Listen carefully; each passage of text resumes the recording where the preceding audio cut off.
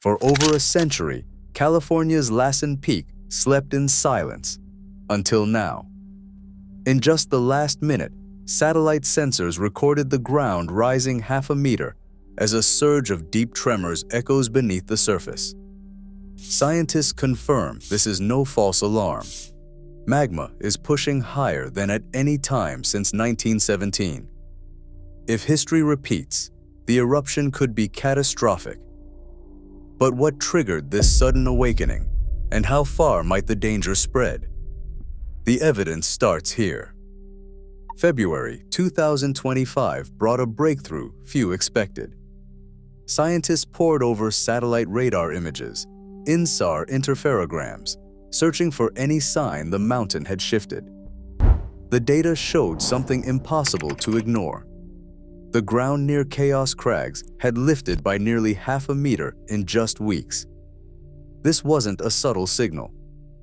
The deformation pattern covered the summit, with the greatest rise centered directly above the youngest domes.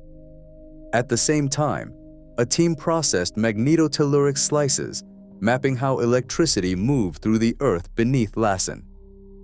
Their results revealed a zone of low resistivity, a fingerprint of heated, partially molten rock pushing upward. The boundaries of this anomaly matched the area of ground uplift almost exactly. Dr. Elena Ruiz, a USGS volcanologist with years of experience on restless volcanoes, led the analysis. She had flagged the anomaly as soon as the first radar frames came in. Ruiz and her team worked around the clock, cross-referencing satellite passes and electromagnetic profiles, determined to rule out seasonal snowmelt or atmospheric distortion. The pattern held steady. Every new pass confirmed the original finding. The ground was rising, and something deep below was changing fast. The team's report, finalized in March, left no room for doubt. The combination of rapid uplift and a fresh conductive zone pointed to new magma intruding at shallow depth, closer to the surface than at any time since the last eruption over a century ago. For Ruiz, the evidence was as clear as it gets. She pressed for immediate peer review and called for seismic teams to corroborate the intrusion. The mountain, she argued, wasn't just stirring. It was moving from within, and the data was the first hard proof. The next step, confirm if the Earth itself had started to tremble. Seismic analysts turned their attention to the ground beneath Lassen, combing through 6 months of continuous data.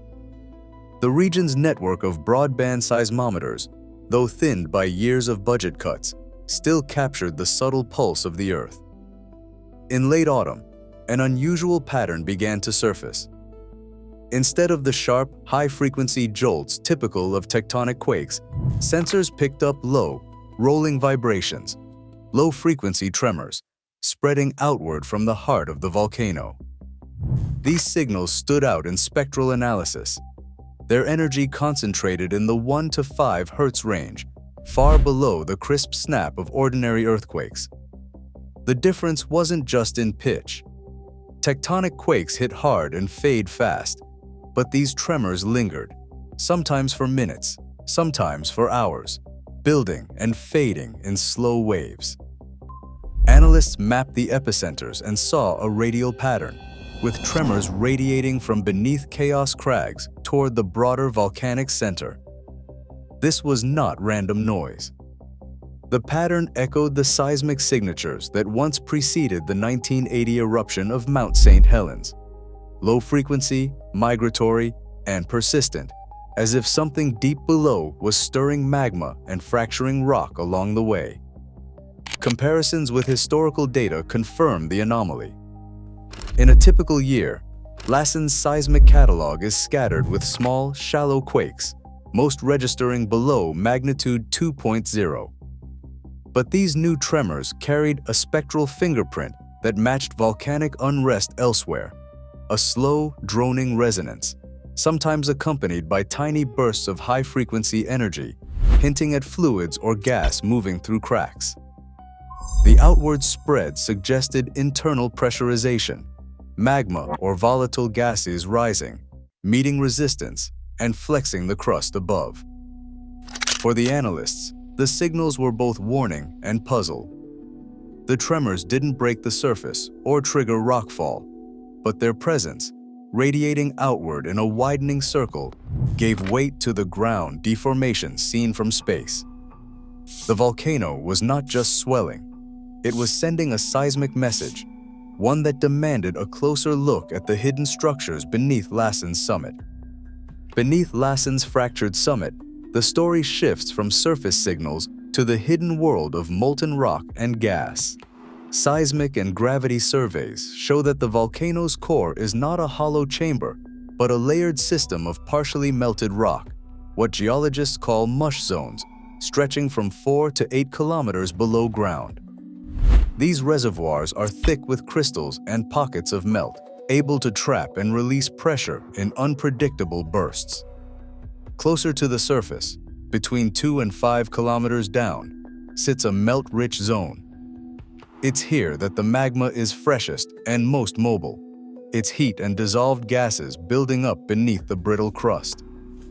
Even a small injection of new magma, just 5/100ths of a cubic kilometer, can flex the ground above, opening fractures that let volcanic gases escape. The pressure doesn't need to be enormous to make an impact. The crust in this region is already fractured, weakened by past eruptions and ongoing hydrothermal activity. Dr. Elena Ruiz and her team focus on these subsurface mechanics, studying how the mush zones respond to new magma pulses. Their models suggest that as magma rises, it heats and softens the overlying rock, creating pathways for gas to move upward. The release of carbon dioxide and sulfur dioxide, combined with increased heat flow, can destabilize the shallowest layers, sometimes triggering explosions without warning. The sensitivity of this system is remarkable. A small increase in melt or gas can tip the balance, fracturing the crust and sending tremors outward. The threat is not just from a single eruption, but from the potential for rapid, cascading changes. As pressure builds in the mush zones, the risk of hydrothermal explosions grows. These blasts can hurl rock and ash across the landscape long before any lava reaches the surface. For those tracking the signals, the challenge is clear. Even minor shifts deep underground can have sudden, explosive consequences above. A narrow band of dying trees stretches along the north shore of Manzanita Lake, their roots tangled in soil that now steams on cold mornings.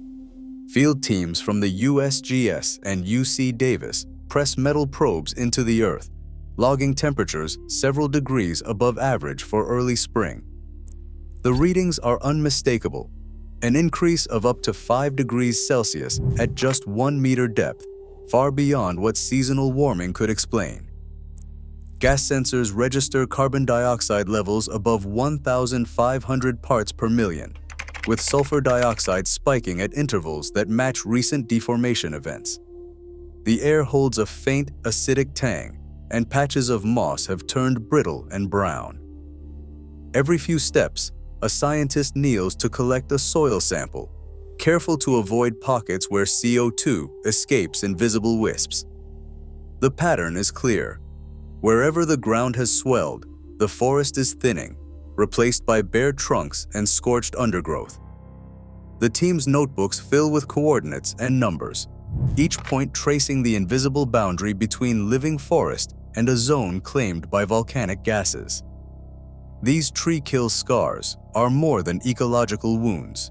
They are a warning, proof that magma is forcing its way upward, changing the chemistry of the land before anything erupts to the surface.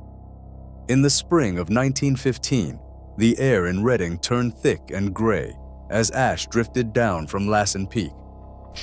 Diaries from local families, preserved in the Shasta Historical Society, describe midday skies so dark that lanterns were needed to milk cows. One entry recalls the steady fall of fine grit-coating fields, clogging streams, and turning laundry on the line a dull, sullen brown.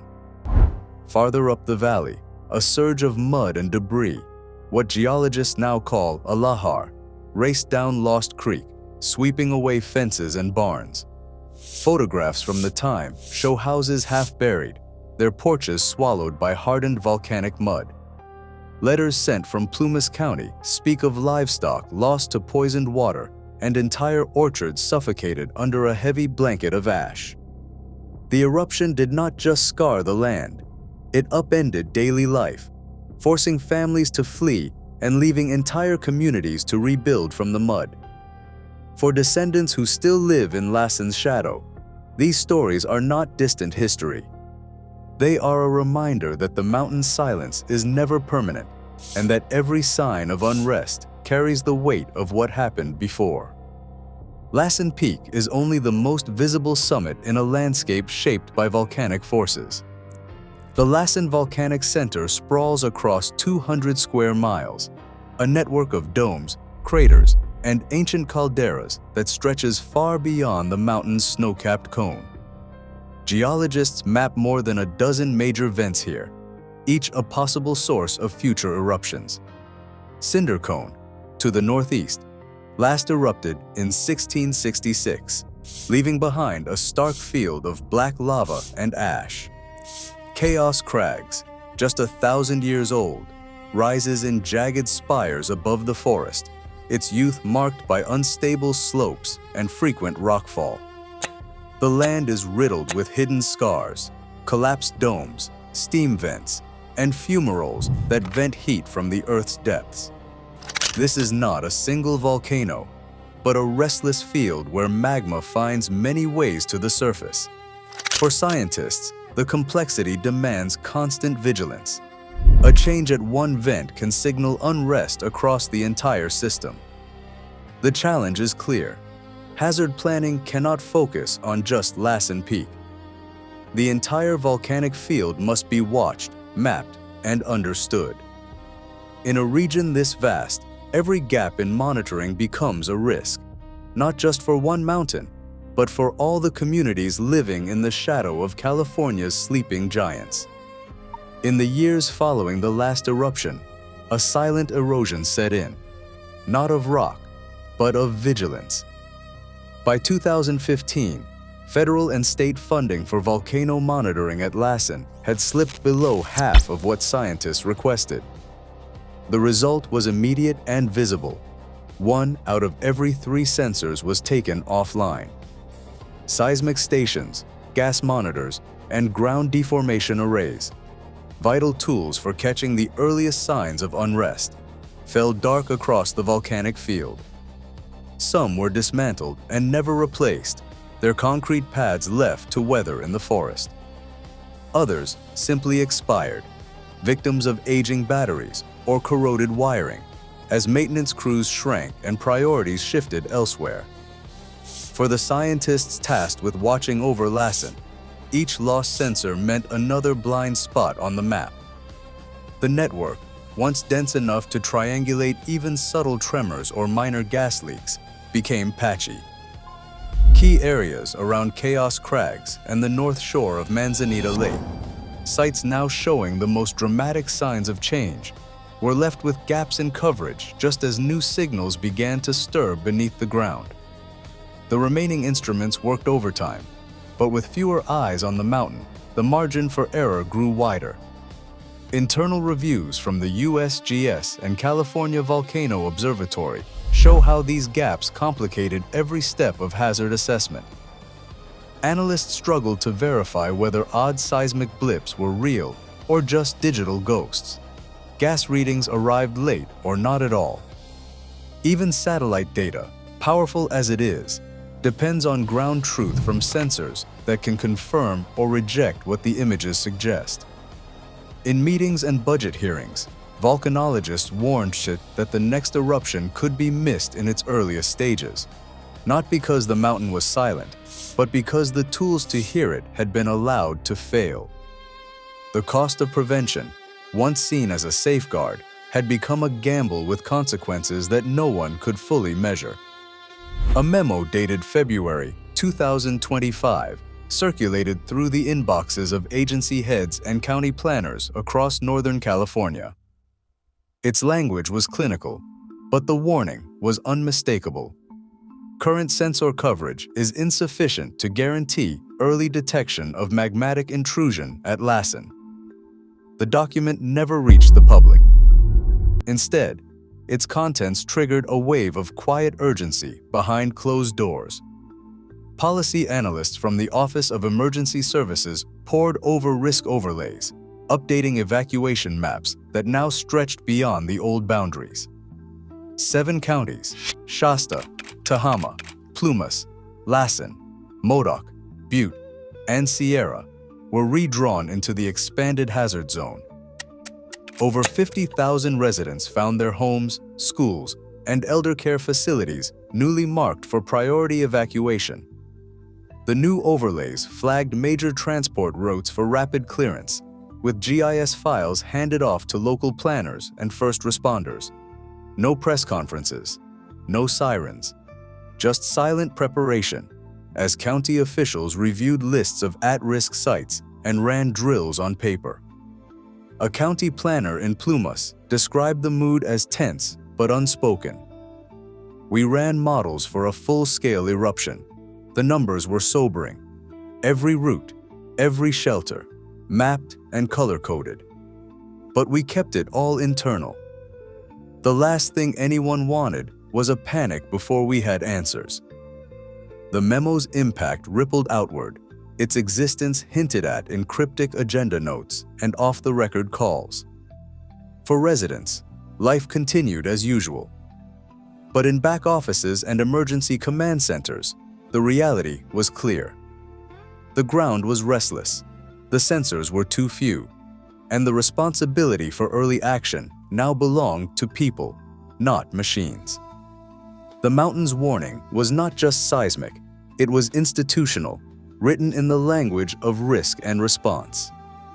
At Manzanita Lake, the gates are closed to all but a handful of tribal elders. For the Atsugewi and Maidu people, the shoreline is more than a scenic stop. It's where generations have gathered for ceremony, healing, and remembrance. Now, as county officials weigh closures, tribal leaders are forced to choose between tradition and safety. One elder puts it simply, "The lake is not just water, it's where our ancestors speak." Loss cuts through our entire people. Down the road, the Summit Ridge Lodge sits nearly empty. A chalkboard still lists last year's fishing derby winners, but the parking lot is bare. Since early March, cancellations have wiped out 90% of bookings. The owner, hands folded behind the front desk, recalls the collapse. "We went from full bookings to funerals for our business in 8 weeks." Layoffs rippled through the staff. Local markets and outfitters followed, each closure echoing the uncertainty that now hangs over the region. In the midst of these upheavals, the scientific debate rages on. Independent volcanologists argue late into the night over the possibility of a chain reaction, whether pressure changes beneath Lassen could ripple north, disturbing the deep conduits that link the Cascade volcanoes. Some warn that even small pulses in the mush zones could trigger unpredictable shifts, not just here, but as far as Shasta or Crater Lake. Others urge caution, pointing to the limits of current models and the stubborn unpredictability of partially molten rock. For residents, the future is a question with no clear answer. The ground is restless. The forest is thinning. Booking ledgers and ceremonial calendars lie in limbo, suspended between hope and fear. With every new report, the only certainty is uncertainty itself. In 1914, Lassen Peak's eruption covered towns in ash and forced communities to adapt overnight. Today, over 50,000 residents live within the expanded high-risk zone mapped by county officials. Scientific records confirm Lassen sits atop a complex system of magma reservoirs, with historic eruptions at Cinder Cone, Chaos Crags, and Lassen itself. Despite decades of calm, monitoring budgets dropped below half of requested levels by 2015, and a third of sensors were decommissioned by 2018, leaving gaps in early warning capacity. archival documents show that, in February 2025, a confidential USGS memo warned of insufficient sensor coverage to guarantee detection of new magma movement. While scientists have documented the region's eruptive history and mapped its volcanic hazards, precise forecasting of the next event remains out of reach. What happened here a century ago is not forgotten, and the risks are real. For now, the people of Northern California and the scientific community remain vigilant, watching for the next signal from beneath Lassen Peak.